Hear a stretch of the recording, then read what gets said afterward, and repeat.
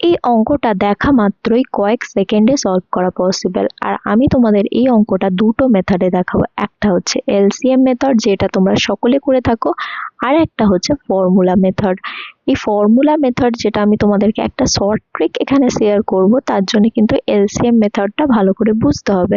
তারপরে এই ফর্মুলা মেথডটা তুমি যেটা শিখে যাবে, তারপরে তোমরা কয়েক সেকেন্ডেই এই মেথড দিয়ে তোমরা সলভ করতে পারবে। চলো প্রথমে তাহলে এলসিএম মেথডটা দেখে নেওয়া যাক। এখানে বলা হয়েছে একটি ট্যাঙ্ক সাধারণত 6 ঘন্টায় ভরা হয়। মানে একটা ট্যাঙ্ক যখন ভরা হয়, মানে পাইপ দিয়ে নিশ্চয়ই ভরা হবে, সেই পাইপটা টোটাল কত টাইম লাগে, টাইম দেওয়া আছে কি 6 আওয়ার, মানে 6 আওয়ারে ওই ট্যাঙ্কটা এই পাইপটা দ্বারা ভর্তি হয়ে যায়। এখানে বলছে এটির নিচে ফুটো হয়, মানে ওই ট্যাঙ্কটার নিচে একটা ফুটো হওয়ার কারণে এটি পূরণ করতে 4 ঘন্টা বেশি সময় লাগে। তাহলে কি, যখন পাইপ তো আছে প্লাস একটা লিক কাজ করছে, যেহেতু ফুটো আছে মানে একটা লিক কাজ করছে, তখন 6 ঘন্টা লাগতো আগে, এখন আরো 4 ঘন্টা লাগছে। তাহলে 6 + 4 মানে এখন টোটাল 10 ঘন্টা লাগছে লিক থাকার কারণে। এবার এখানে প্রশ্ন হচ্ছে ট্যাঙ্ক পূরণ হলে ফুটো এটি খালি করবে, মানে হচ্ছে ট্যাঙ্কটা যদি পুরোপুরি ভর্তি থাকে তাহলে এই লিকের কত টাইম লাগবে ওই ট্যাঙ্কটাকে খালি করতে। দেখো সব থেকে প্রথম আমরা ট্যাঙ্কটার একটা কোয়ান্টিটি অ্যাজিউম করে নেবো, মানে কতটা জল ধরে সেটা ধরে নেবো। তার জন্য এই 6 আর 10-এর এলসিএম ধরে নেবে, সেটা হচ্ছে 30।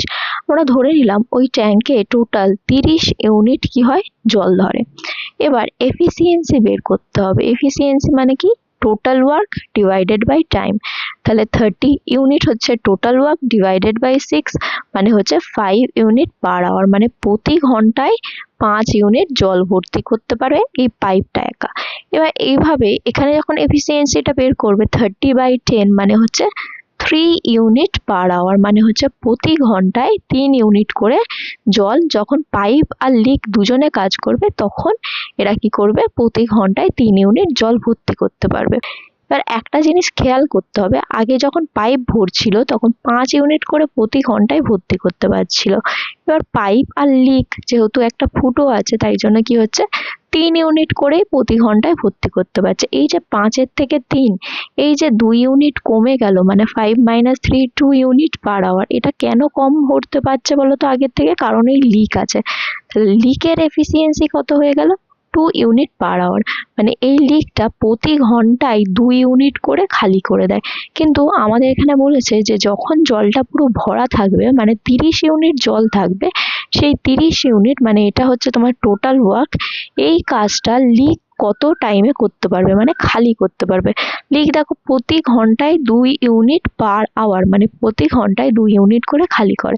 তাহলে টোটাল ওয়ার্ক বাই আমরা কি করব, এফিসিয়েন্সি করলে কি হয়ে যাচ্ছে, দেখো ইউনিট ইউনিট এখানে কেটে যাবে, 2 × 15 30 হয়, মানে হচ্ছে 15 আওয়ার, 15 ঘন্টায় কি করবে এই লিকটা, এই ট্যাঙ্কটাকে খালি করে দেবে। তাহলে তোমাদের আনসার হয়ে যাবে অপশন নাম্বার 2।